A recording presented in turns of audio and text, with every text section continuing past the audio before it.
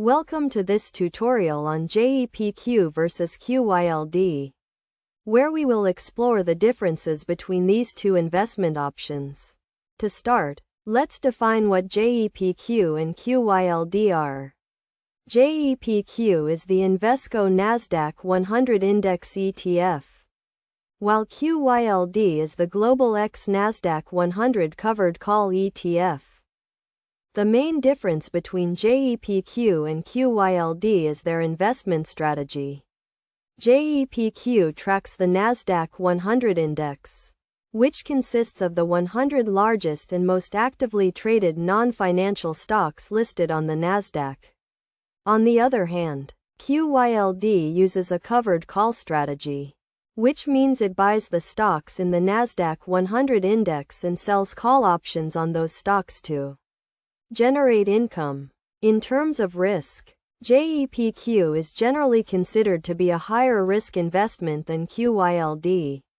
This is because JEPQ is a traditional index fund that tracks the Nasdaq 100 index, which can be volatile. QYLD, on the other hand, uses a covered call strategy that can help to reduce volatility and generate income.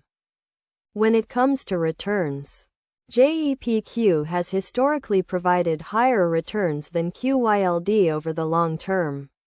However, QYLD has provided more consistent returns and lower volatility. For example, during a bull market, JEPQ may outperform QYLD, but during a bear market, QYLD may outperform JEPQ.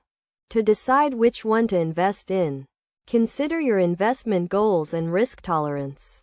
If you are looking for a higher risk, higher reward investment, JEPQ may be the better choice.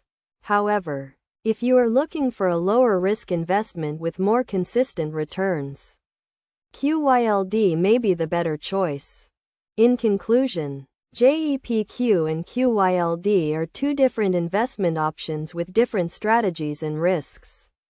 By understanding the differences between these two options, you can make an informed decision about which one is right for you. It is always a good idea to consult with a financial advisor before making any investment decisions.